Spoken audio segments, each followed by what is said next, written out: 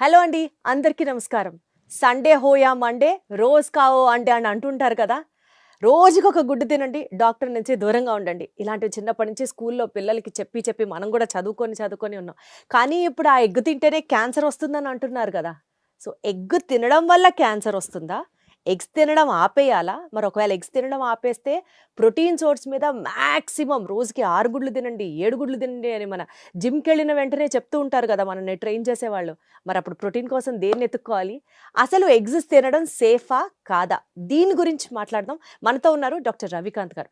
Hello sir, నమస్తే. నమస్తే sir, అండి. ఇంతకీ మీరు ఎగ్గిటేరియనా కాదా? ఎగ్ ఫుల్ తింటాను. అవునా? ఇప్పుడు కూడా తింటున్నారా సార్? తింటాను. మరి ఎగ్స్ తింటే క్యాన్సర్ వస్తుందంటున్నారు. ఇప్పుడు బిగ్గర్ పర్స్పెక్టివ్ చూడరండి ఎవరు. అంటే బిగ్గర్ పర్స్పెక్టివ్ ఎగ్లో ఎక్కడో ఎవరో ఏదో వచ్చిందని చెప్తున్నారు. మనం తినే కూరగాయల్లో ఆకుకూరలో ఎంత పెస్టిసైడ్స్ ఎన్ని కాన్సన్ట్రేషన్లు ఉన్నాయి అన్ని మెషర్ చేస్తే మీరు అసలు ఫుడ్ తింటూ ఆపేసి ఏం చచ్చిపోతారు. తినాలి సార్ ఇంకా? అందుకే చెప్తున్నా కదా, కొన్ని మనది రెగ్యులేటరీ బాడీ ఈజ్ నాట్ అన్నీ ప్రాపర్గా చెక్ చేస్తే కనుక అన్నిట్లో చాలా కనపడతాయి. సో మనం అవన్నీ చెక్ చేయట్లేదు. సో ఇప్పుడు మీరు ఒక కూరగాయలు ఉన్నాయి, ఆకుకూరలు ఉన్నాయి, కడిగేసి చేస్తున్నాము. ఎంతవరకు దాని మీద ఉన్నాయి పోయినాయి, దాని లోపలికి ఎన్ని వెళ్ళి మనకు తెలియదు. There is no filter there. కానీ మనకి ఒక ఫిల్టర్ అనేది ఎగ్ అనేది కానీ మిల్క్ అనేది కానీ ఒక ఫిల్టర్ ద్వారా వస్తాయి. ఓకే. సో ఫర్ ఎగ్జాంపుల్ మనకి తల్లికి పాయిజన్ ఇచ్చినప్పటికీ కూడా 99% ఆఫ్ ద పాయిజన్ బిడ్డకి వెళ్ళం. దెర్ ఈజ్ ఎ బ్యారియర్ అంటారు. అంటే మన కొన్ని టాక్సిన్స్ ఉంటాయి. మనం చాలా అంతేందుకు ప్రతి మందు ఈజ్ ఏ టాక్సిన్. ఇప్పుడు మనం తీసుకునే ప్రతి ట్యాబ్లెట్ టాక్సినే. కాబట్టే మన బాడీ దాన్ని టాక్సిన్ కింద ట్రీట్ చేస్తుంది. దాన్ని లివర్ మెటబలైజ్ చేస్తుంది, యూరిన్లో బయటికి పంపించేస్తుంది. దీన్ని జీనోబయోటిక్స్ అంటారు. యాక్చువల్లీ బయట నుంచి జీనో అంటే మన బాడీలోది కాని సబ్స్టెన్స్, మనం రోజు తినే ఫుడ్ లాంటిది కాదు, ఇది ఏదో కెమికల్, ఇది వచ్చింది, దీన్ని డిటాక్సిఫై చేయాలి, బయటికి పంపించేసేయాలి. ఇలా మన డిటాక్సిఫై అయ్యే వరకు మన బ్లడ్లో సర్క్యులేట్ అవుతూ ఉంటుంది. మన బ్రెయిన్ కణాలు చాలా సెన్సిటివ్ ఉంటాయి. దాని మీద ఇలాంటి టాక్సిన్ ఎఫెక్ట్ పడితే కూడా దాని పెర్ఫార్మెన్స్ తగ్గిపోతుంది. ఓకే. అందుకని దెర్ ఈజ్ ఎ బ్యారియర్ అంటారు. అంటే బ్లడ్ బ్రెయిన్ బ్యారియర్ అంటారు. ఓకే. చాలా వరకు మందులు ఈ బ్యారియర్ దాటి బ్రెయిన్లోకి వెళ్ళలేవు. ఓకే. బ్రెయిన్ పెనిట్రేషన్ ఉన్న డ్రగ్స్ చాలా తక్కువ ఉంటాయి. ఓకే. బ్రెయిన్లోకి వెళ్ళే డ్రగ్, బ్రెయిన్లో ఇన్ఫెక్షన్ వచ్చి చీమగడ్డ అయింది అనుకోండి, దానికి సెపరేట్ బ్రెయిన్లోకి వెళ్ళే మందు ఏదో చూసుకుని అది ఒక్కటే ఇస్తాం. 10 డ్రగ్స్ ఉంటే ఒకటే బ్రెయిన్లోకి వెళ్ళేవి ఉంటాయి. ఓకే. అట్లా ఆ బ్లడ్ బ్రెయిన్ బ్యారియర్ దాటి వెళ్ళాలి. అదే బ్యారియర్ బేబీ కోసం, తల్లి గర్భంలో బేబీ ఉంటారు కదండి, ఆ బేబీకి కూడా మన రక్తంలో ఉన్న టాక్సిన్స్ అన్నీ వెళ్లకుండా బ్లడ్ ప్లాజెంటల్ బ్యారియర్, ప్లాజెంటా అంటే మన మాయ అంటారు కదండి, అది అంటే తల్లికి బిడ్డకి మధ్య ఉండే ఫిల్టర్ లాంటిది. అది అన్నిటిని పంపించదు దాంట్లో. ఒక ఫిల్టర్ ద్వారా బేబీకి వెళ్తుంది. అంటే వీళ్ళు చాలా సెన్సిటివ్ అనేది. రీసెంట్గా ఒక ఐవీఎఫ్ డాక్టర్ గారు కలిశారు. ఫ్లైట్లో వెళ్తుంటే పక్కన కూర్చున్నారు. తనతో మాట్లాడుతూ ఉంటే చెప్తా ఉన్నారు, ఇప్పుడు ఐవీఎఫ్ చేసేటప్పుడు ఆ ఎగ్ని, ఆ స్పర్మ్ని కానీ హ్యాండిల్ చేస్తూ ఉంటారు కదా, అవి ఎంత సెన్సిటివ్ ఉంటాయి అంటే కొంచెం పెద్ద సౌండ్ వచ్చినా కానీ అవి వైబ్రేట్ అయిపోతూ ఉంటాయంట. అంటే అవి షివర్ అయిపోయే అంత ఉంటుంది. అసలు ఒక్క చిన్న డస్ట్ పార్టికల్ వచ్చినా, ఒక చిన్న బ్యాక్టీరియా వచ్చినా మొత్తం స్మాష్ అయిపోతాయంట.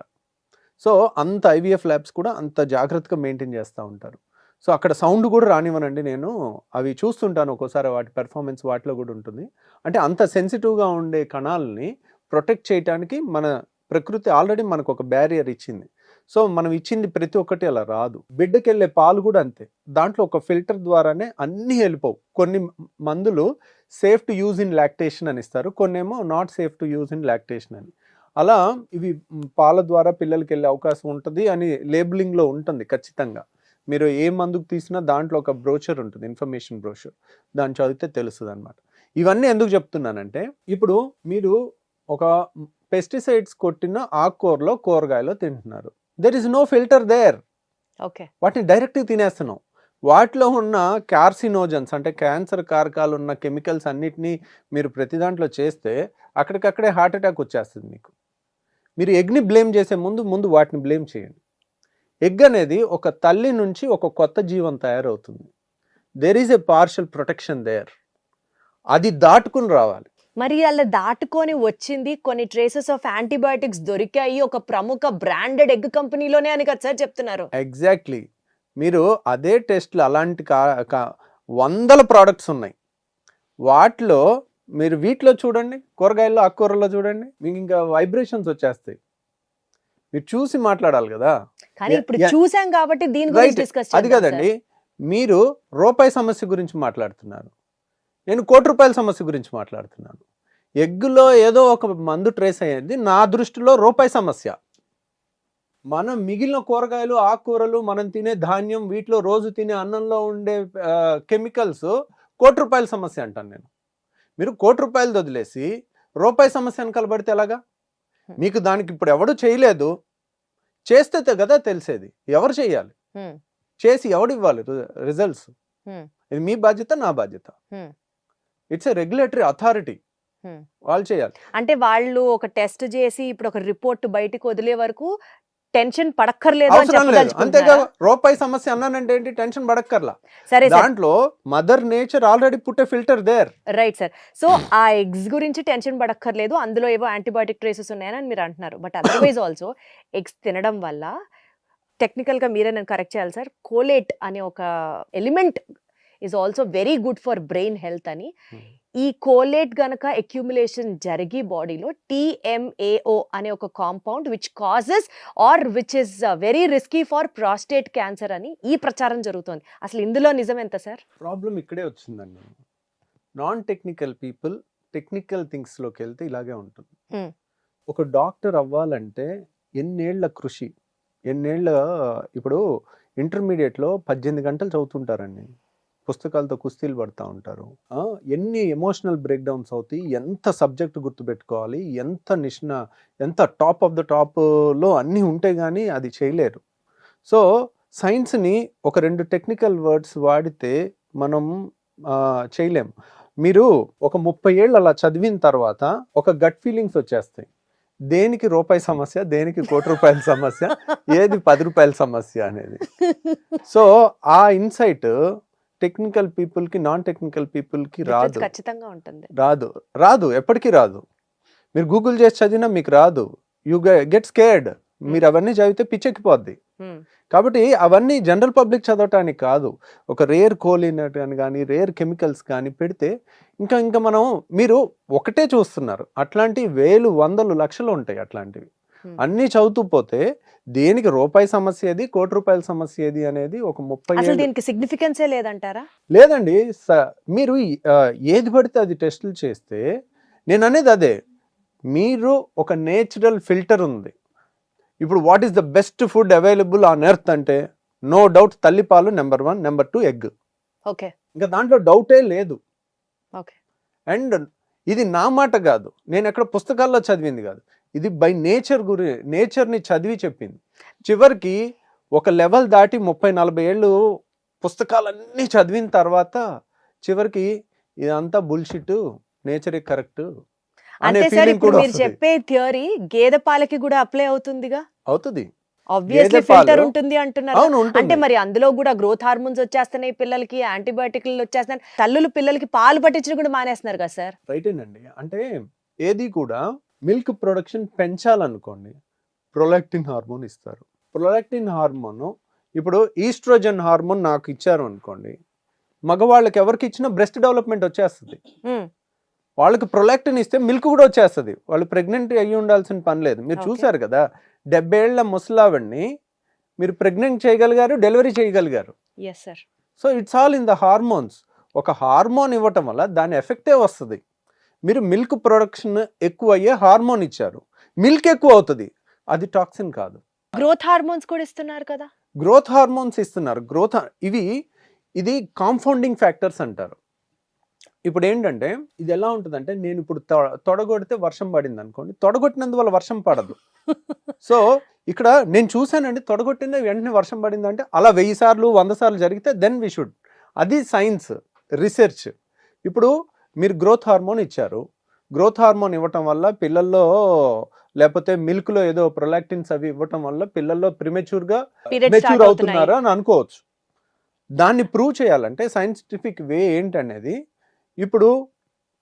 ఇప్పుడు పిల్లలు ఎలా ఉంటున్నారు, 9th class 8th class 7th క్లాస్లో వచ్చేసరికి చాలా మంది ఫిజికల్ యాక్టివిటీ లేదు. చిన్నప్పుడు స్కూల్లో ఆడుకున్నట్టు ఆడుకోవట్లా. వాళ్ళు తినే ఫుడ్ 30 ఏళ్ల కింద ఉన్న ఫుడ్ కాదు. మీరు ఒక్క మిల్కే చూస్తున్నారు. ఆ చేంజెస్లో నా చిన్నప్పుడు నేను స్కూల్కి వెళ్ళినప్పుడు తిన్న ఫుడ్, ఇప్పుడు మా పిల్లలు తింటున్న ఫుడ్, జనరల్ పబ్లిక్ తింటున్న ఫుడ్లో వేల రకాల చేంజెస్ వచ్చినాయి. ఓకే మీరు ఒక్కదాన్నే పట్టుకుని ఇదే కారణం అని ఎలా చెప్పగలుగుతారు? సార్, మీరు చెప్పిన దాని ప్రకారమే ఒక 10 ఏళ్ల తర్వాత దీని మీద రీసెర్చ్ చేసి అప్పుడు ఇదే కారణం అని గనక చెప్పారనుకోండి సార్, ఇన్నాళ్ళు భయపడి ఆపిన వాళ్ళందరూ మంచిగా ఉన్నట్టే కదా సార్ లెక్క. లేదా మీ మాట ప్రకారం ఇప్పుడు పాలు తాగుతూ వెళ్ళారనుకోండి, ఓ 20 ఏళ్ల తర్వాత ఆ టెస్ట్ నిజమే కరెక్టే, ఇందులో వచ్చినవన్నీ పిల్లలకి వెళ్తున్నాయి అని అనుకున్నారనుకోండి, అప్పుడు వీళ్ళు పాడు చేసుకున్నట్టేగా హెల్త్. అలా అంటే ఇంక అన్నీ ఆపేయాలి. తింటాం, కూరగాయలు ఆపేయాలి, ఆకుకూరలు ఆపేయాలి. మీరు నేను అనేది వాటిలో ఇంకా ఎక్కువ జరుగుతుంది అంటున్నాను నేను. మీరు first if you come to milk and egg, I defend it very vehemently. ఇంకా దాంట్లో డౌటే లేదు. వాటి జోలికి వెళ్ళి వాటిని గనక మీడియాలో కలుషితం చేయొద్దు. They are the purest form of food available till date. వాటికన్నా మిగిలిన అన్ని 100 రెట్లు dangerous, irrespective of the test. కావాలంటే మీరు దీని జోలికి వెళ్తే నేను అది అంటాను. మీరు ఈ రెండింటిని టచ్ చేయొద్దు, నేను దేన్ని అన్నాను. దానికి కూడా వచ్చేసింది కదా సార్ సొల్యూషన్. మీరు చెప్పినట్లుగా ఆర్గానిక్ గా పండిస్తున్నారు. ఇప్పుడు ఇవి కేజీ 20 రూపాయలు అయితే కేజీ 40 రూపాయలకు కొంటున్నాం. ఆర్గానిక్ అని బ్రాండెడ్ లేబుల్స్ వచ్చాయి కదా మార్కెట్ లో. వచ్చినాయి కానండి, అంత రిలయబిలిటీ ఎక్కడ ఉంది? ఇప్పుడు Reliability లేదు, ఆర్గానిక్ అని 100% correct. ఇప్పుడు ఇండియాలో ప్రతిదీ పచ్చి మోసం లాగా అయిపోయింది. ఇప్పుడు వాడు ఆర్గానిక్ గా పండించాడా లేదా ఎవరు చూస్తున్నారు? మీరు చూస్తున్నారా, నేను అంతే, చూస్తున్నాను? అది కరెక్ట్. మామూలుది ఎక్కడదో పక్కకి వెళ్ళి మామూలుది కొనుక్కొచ్చేసి ఇక్కడ ఆర్గానిక్ అని లేబుల్ వేసి అమ్మేస్తే ఏం చేస్తాం? ఇప్పుడు ఇక్కడ ఎగ్ దాని మీద వచ్చింది కూడా, ఒక బ్రాండ్ క్రియేట్ చేసుకుని దాన్ని డబ్బులకి అమ్ముకునేటప్పుడు దాంట్లో చిన్న ట్రేస్ కనపడినా దాని కన్జ్యూమర్స్లో కోపం వస్తుంది. మేము నిన్ను నమ్మి ఇంత చేసాము, నువ్వు నేషనల్ స్టాండర్డ్ ప్రకారమే పెట్టారు, దాంట్లో ఆ నైట్రోఫ్యూరాన్ అనే కెమికల్ 0.7 ఉంది. మన ఇండియన్ స్టాండర్డ్ ప్రకారం 1 లోపల ఉండాలి. ఇండియన్ స్టాండర్డ్ ప్రకారం 1 లోపల ఉంది అది. కానీ వాళ్ళు ఏమంటున్నారు? అమెరికా స్టాండర్డ్స్ తీసుకుంటున్నారు, వేరే దేశం స్టాండర్డ్స్ తీసుకుని అక్కడ 0.4 ఉండాలని ఉన్నారు, ఇక్కడ 0.7 ఉంది. ఓకే, అసలు ఏంటి సార్ ఆ డ్రగ్ వల్ల ఏం జరుగుతుంది ఆ డ్రగ్ వస్తే? సో యూజువల్గానండి మనం భయపెట్టడానికి జనాల్ని ఏమీ రావక్కర్లా. ఇది ఎక్కడో క్యాన్సర్ కారకం అని ఉంది, దీనివల్ల క్యాన్సర్ వచ్చేస్తుంది అని చెప్తే చాలు భయపెట్టడానికి. అంతేగాని అది ప్రూవ్ చేయలేమండి. నేను చెప్తున్నా కదా, వండర్ఫుల్ డ్రగ్స్ని చంపేశారు. వండర్ఫుల్ డ్రగ్స్ని ఇలాగే చంపేశారు మల్టీనేషనల్ కంపెనీస్. ఎందుకు? ఇప్పుడు కొత్త డ్రగ్స్ వచ్చినాయి, వాటిలో కన్సెషన్ ఉండదు, ప్రైస్ కంట్రోల్లో ఉండవు. పాత డ్రగ్స్ ప్రైస్ కంట్రోల్లో ఉంటాయి. ప్రైస్ కంట్రోల్ అంటే మీరు 100 రూపాయలు దాటి దీన్ని అమ్మటానికి లేదని రూల్ ఉంటుంది. కొత్తగా వచ్చిన డ్రగ్స్కి అది ఉండదు, వర్తించదు. వాటికి పేటెంట్స్ ఉంటాయి, అన్నిటికీ చాలా హై ఎక్స్పెన్సెస్ కాస్ట్ ఉంటుంది ఫస్ట్ 5 ఏళ్ళు 10 ఏళ్ళు. సో ఇవి వెళ్ళాలంటే పాతది బాగా పనిచేసే మందుల్ని కూడా చాలా వాటిని చంపేశారు. ఇది ఉంటే ఇది ఎవరు కొనరు అని. సో ఇదంతా మార్కెట్ డ్రామా అంటారు. అంతేనండి. సరే, ఇప్పుడు మీరు చెప్పినట్లుగానే ఆకుకూరలు అంటే మనం ఒక ప్రాబ్లం గురించి మాట్లాడుతుంటే ఇప్పుడు ఇంకొక ప్రాబ్లం ని తీసుకొచ్చారు మీరు. Human psychology and corporate greed రెండు సేమ్ అండి.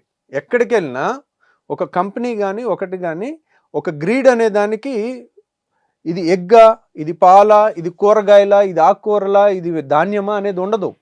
ఎక్కడైనా నాకు ఎక్కువ లాభం, అంతే. ఇంకా that's all. That's a business principle. Sir, ఇప్పుడు ఎగ్ని ఎగ్గుగా తీసుకుంటే గుడ్డు 4 రూపాయలు ఉందనుకుందాం సార్, వాటిట్లో కూడా ఆర్గానిక్ ఎగ్స్ అని, వైటమిన్ డి, ఈ, కే, B12 అన్ని ఇంజెక్ట్ చేసిన ఎగ్స్ అని ఇట్లా బోల్డ్ వస్తున్నాయి కదా మార్కెట్లో. సో ప్లెయిన్ ఎగ్ తీసుకోవడం బెటరా, ఈ మినరల్స్ అన్ని ఇన్ఫ్యూజ్ చేసిన ఎగ్ ఖరీదు ఎక్కువ పెట్టి తీసుకోవడం బెటరా సార్?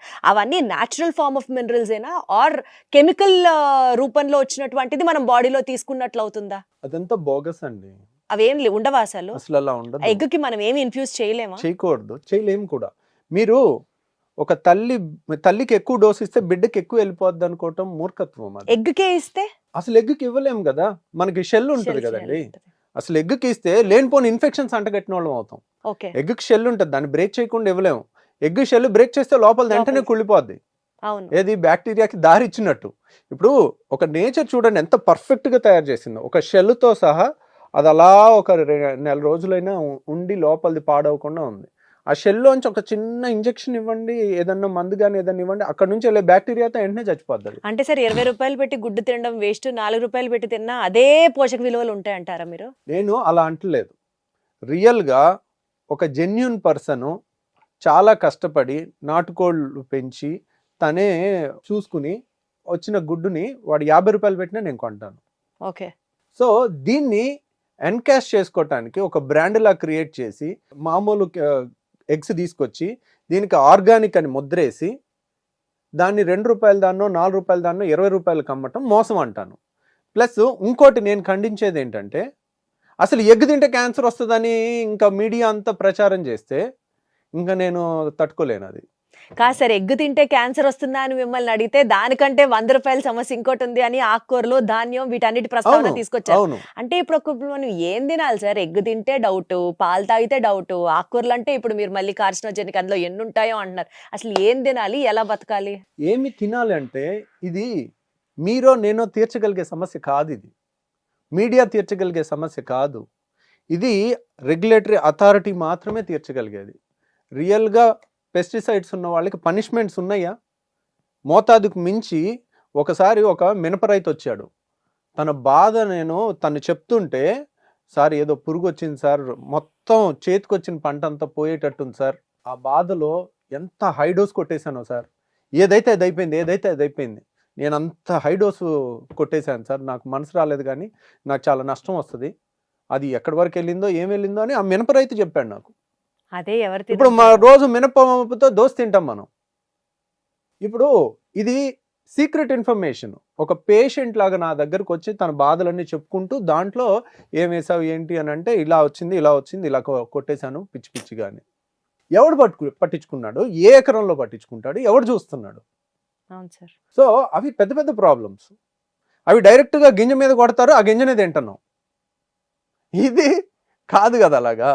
కాబట్టి ఎగ్ పాల జోలికి వస్తే మాత్రం నేను వాటన్నిటిని చూసి అప్పుడు దీని జోలికి రమ్మంటాను.